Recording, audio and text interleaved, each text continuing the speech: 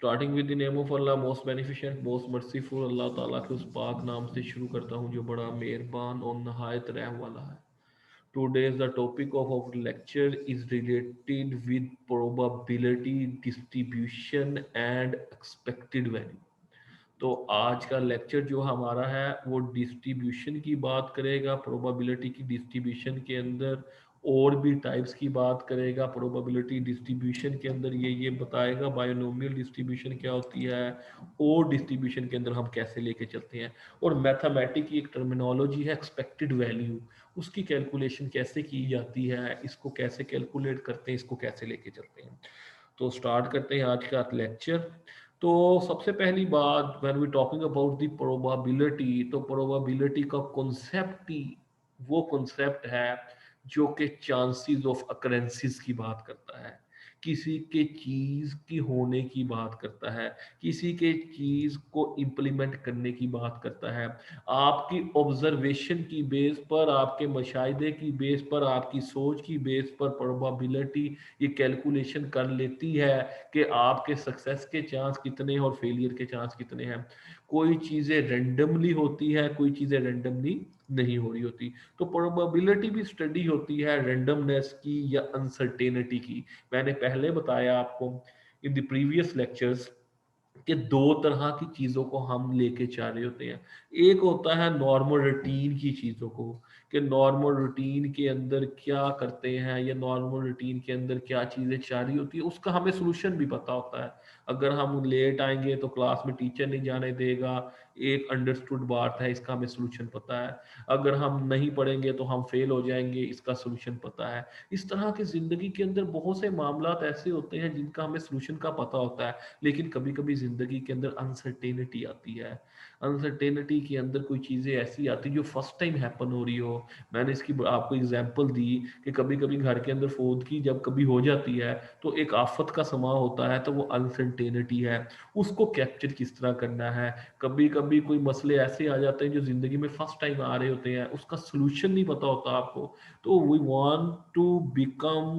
We want to know about uncertainty. हम uncertainty को भी कैसे कैप्चर कर सकते हैं। हमें पता है कि फ्लड आता है, फ्लड से ये तबाही होती है। अचानक फ्लड आएगा तो क्या क्या कर देगा कि वो आए, हमें पता लगे कि आगे जल्जला आए, हमें पता लगे आ गया। उससे पहले क्या मेजर्स किए जा सकते हैं, हम अपने लेंटर के अंदर कौन सी ऐसी चीजें ऐड कर सकते हैं जिसकी वजह से अगर जल्जला इस लेवल का आए तो वो बेंट हो जाए, उसका सरिया गिरे ना। तो ये सारी चीजें रिलेटेड कर रही होती है अनसर्टेनिटी को। तो probability is the study of randomness and certainty.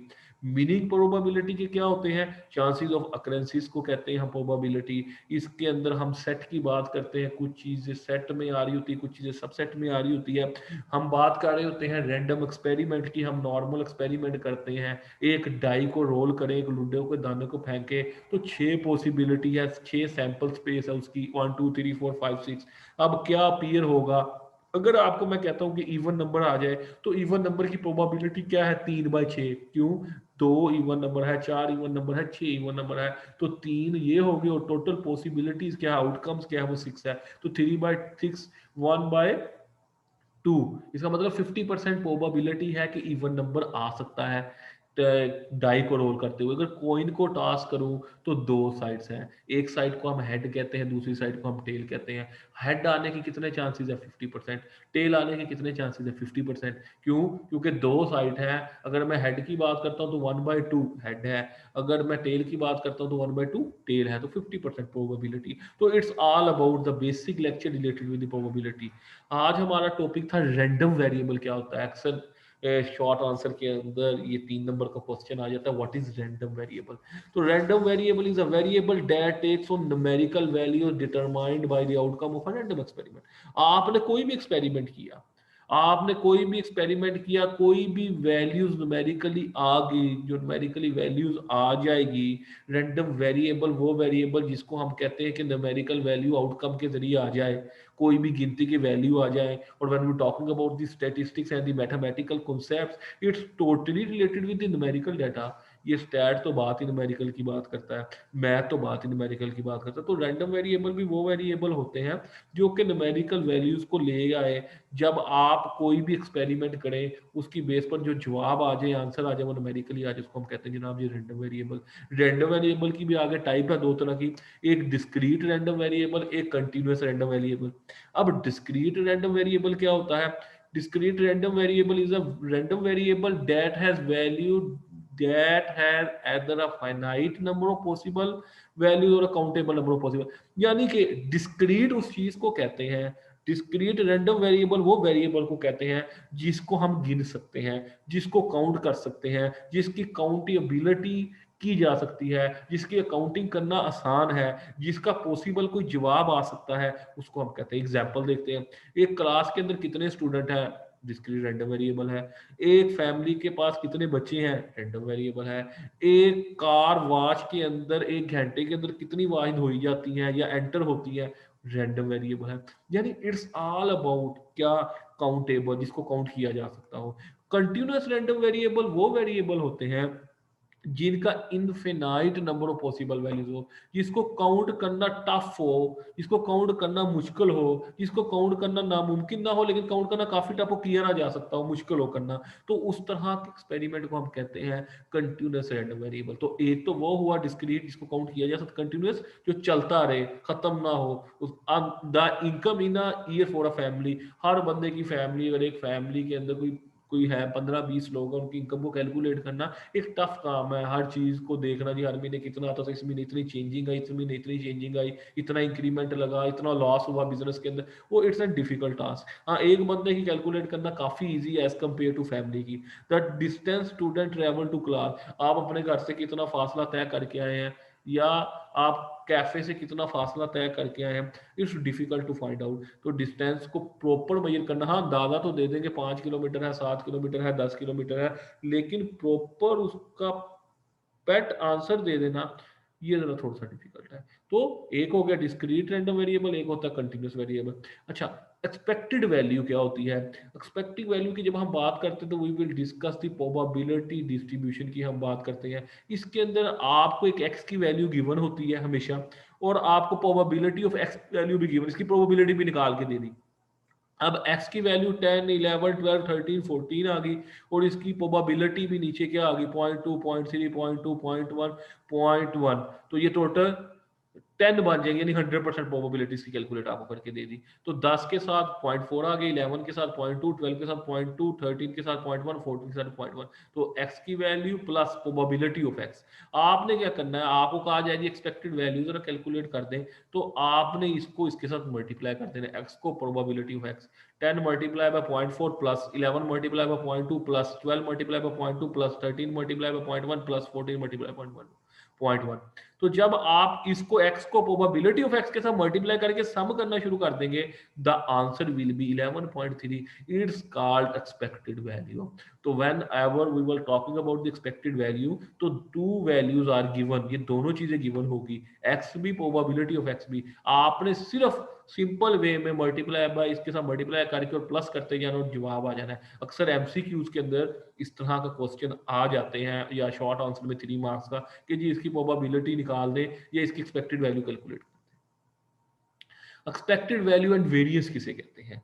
Are probability distribution are characterized by an expected value. देखिए, कोई भी डिस्ट्रीब्यूशन करें, उसके अंदर हम एक्सपेक्टेड वैल्यू को, मीन को भी ले रही होती है, वेरिएंस को भी ले रहे होते हैं।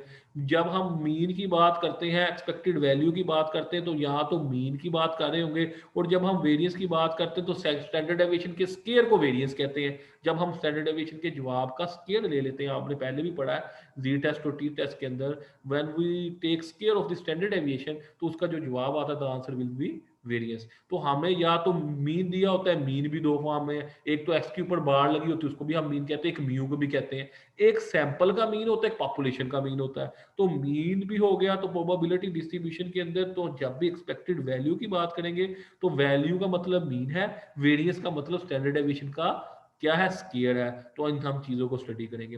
अब पहली डिस्ट्रीब्यूशन जो आती है, आपने बेसलाइन तो पढ़ी कि होता क्या है, ये कब यूज किया जाता है, प्रोबेबिलिटी, चांसेस ऑफ एक्रेंसी से क्या मुराद है, उसके अंदर आपने इन descriptive statistic you have already discuss, आपने डिस्कस कर लिया है। इस टाइम आपने क्या चीज़ों को, सबसे पहली बात, जब हम बात करते हैं बेसिक स्टैटिस्टिक्स की, जब हम बात कर रहे होते हैं स्टैटिस्टिक को कैसे लेके चलना है, उसके बेसिक स्टैटिस्टिक के अंदर प्रोबेबिलिटी के अंदर हमने डिस्कस किया होता है कॉइन का केस, कि एक कॉइन को टॉस करे तो ये हो जाएगा, 2 कॉइन को टॉस करे तो ये हो जाएगा।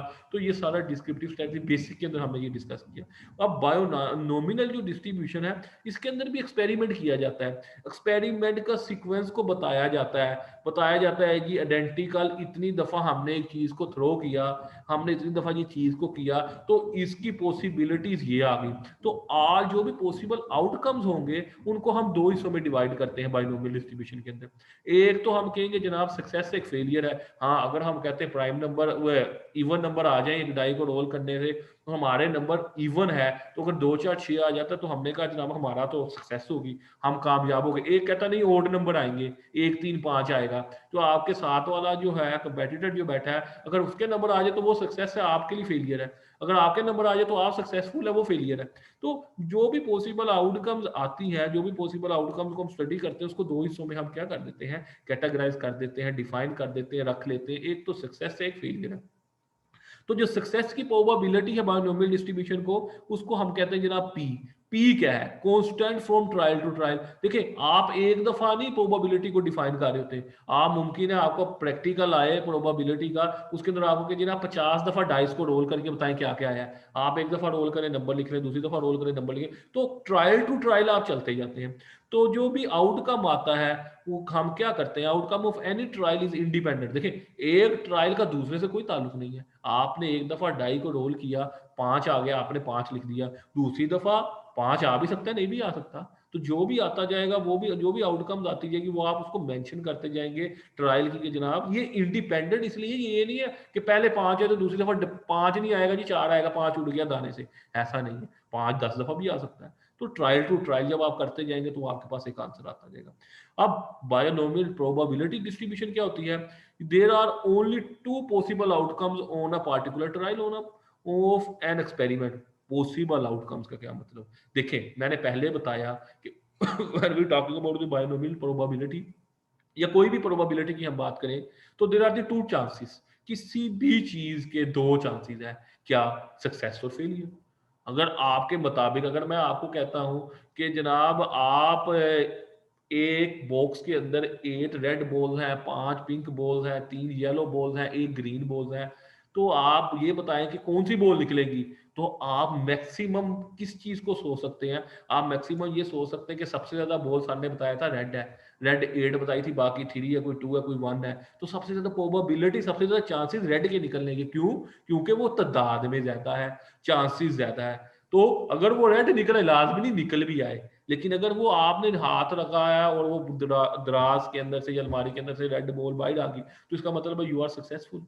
तो आपने जो अंदाजा लगाया था, जो आपने अनसर्टेनिटी को देखा था, प्रोबेबिलिटी का एनालिसिस किया था। देखिए, अगर आप एक बंदे ने प्रोबेबिलिटी पढ़ी ही नहीं, उसको पता ही नहीं चांसेस ऑफ अकरेंसीज होता क्या है, वो कहेगा हाँ नहीं नहीं नहीं मेरा फेवरेट कलर येलो है।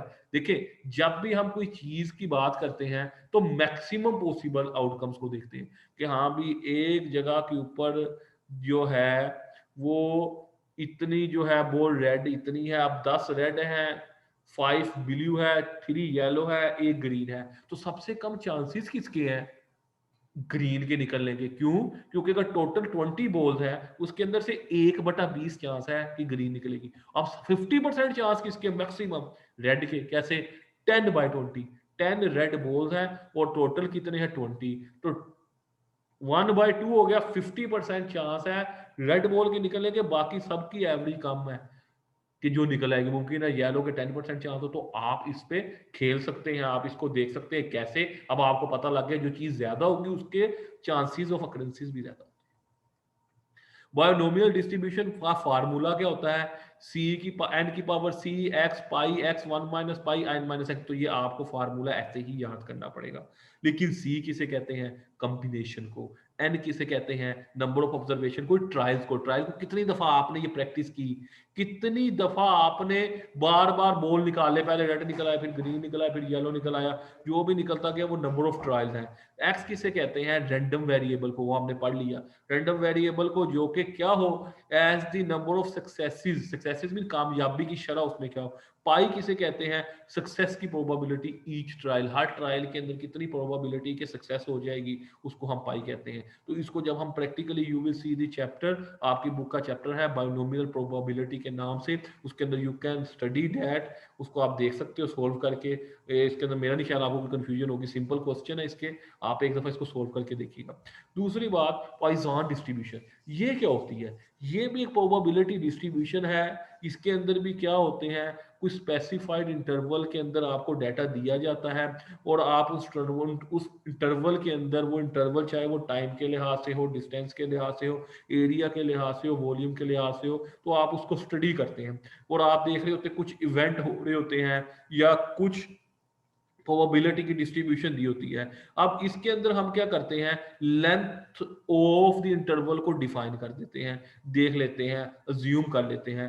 और जो भी इंटरवल है ये भी डिपेंडेंट नहीं है, जो हमने पहले बात की थी बाइनोमियल डिस्ट्रीब्यूशन के अंदर, इसकी भी जो भी चीजें हैं वो एक जो एक्सपेरिमेंट है वो दूसरे एक्सपेरिमेंट से क्या होगा, इंडिपेंडेंट होगा, डिपेंड नहीं कर रहा होगा। हर दफा आंसर चेंज आ सकता है, तो हर दफा आंसर सेम भी आ सकता है, लेकिन डिपेंडेंसी नहीं है एक दूसरे पे।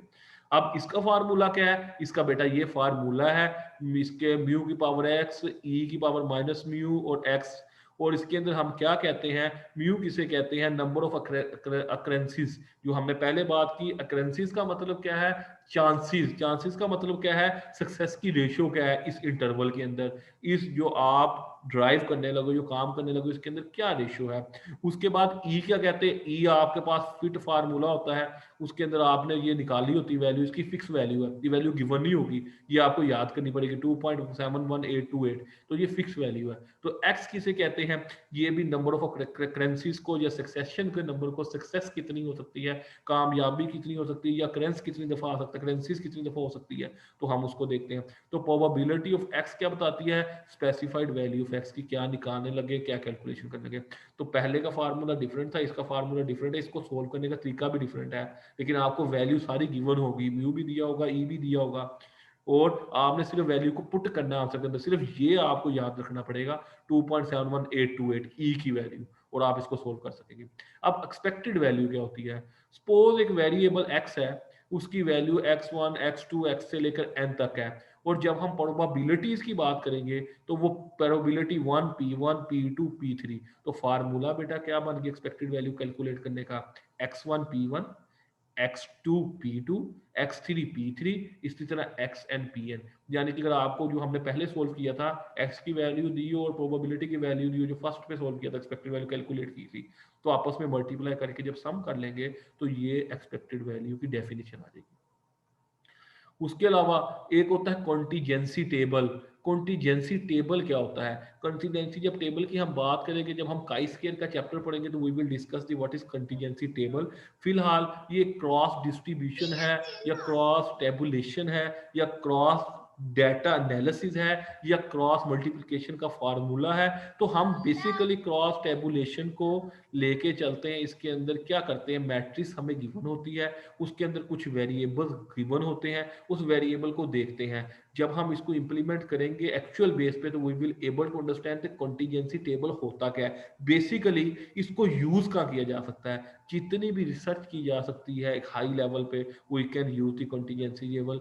बिजनेस इंटेलिजेंस के लिए यूज की जा सकती है, इंजीनियरिंग की फील्ड में इसको यूज किया जा सकता है, और साइंटिफिक रिसर्च के अंदर इसको हम यूज करते हैं। तो हम जब इसको डिटेल में देखेंगे तो हमें पता लगेगा कि इसका क्या यूज इस तरह किया जा सकता है। अब एक्सपेक्टेड मॉनेटरी वैल्यू क्या होती है, the expected monetary value is how much money you can expect to make from a certain decision. आपने एक बिजनेस किया, एक डिसीजन किया, तो आप उसकी एनपीवी कैलकुलेट करते हो, नेट प्रेजेंट वैल्यू कैलकुलेट करते हो, ये देखने के लिए कि जनाब जो हम डिसीजन आज लेना चाह रहे हैं कि फ्यूचर के अंदर हम जो आज कैलकुलेशन कर रहे हैं क्या उसके मुताबिक होंगी या नहीं होगी, अगर होगी तो किस लेवल की होगी। तो एक्सपेक्ट कर रहे हो कि आज जो हम पैसा लगा रहे हैं तो वो कल को हमारा पैसा यहां तक पहुंच सकता है, इसको हम बिजनेस के अंदर ये कहते हैं, या फाइनेंस के अंदर ये कहते हैं एनपीवी, नेट प्रेजेंट वैल्यू। तो हम वो कैलकुलेट करना चाह रहे होते हैं। इस तरह बैंक अगर आपको लोन दे तो सबसे पहले एनपीवी कैलकुलेट करके देता है कि जी 10 साल बाद ये वैल्यू इधर तक आ जाएगी, पैसे की वर्थ ये हो जाएगी। तो ये सारी चीज़ें हमने डिस्कस की। तो हमारा आज का लेक्चर जो था रिलेटेड विथ था प्रोबेबिलिटी डिस्ट्रीब्यूशन, इसके अंदर हमने काफ़ी डिटेल के अंदर चीज़ों को डिस्कस किया। 3 डिफरेंट तरह के एक्सपेक्टेड वैल्यू को कैसे कैलकुलेट करना है वो देखा। उसके उसके अलावा हमने ये देखा पाइजान डिस्ट्रीब्यूशन प्रोबेबिलिटी की क्या कहती है, बाइनोमियल प्रोबेबिलिटी की डिस्ट्रीब्यूशन क्या कहती है। Hope so you will easily understand that concept when we physical implement that. जब हम physically solve that question we will easily understand the basic concept of binomial and पाइजान।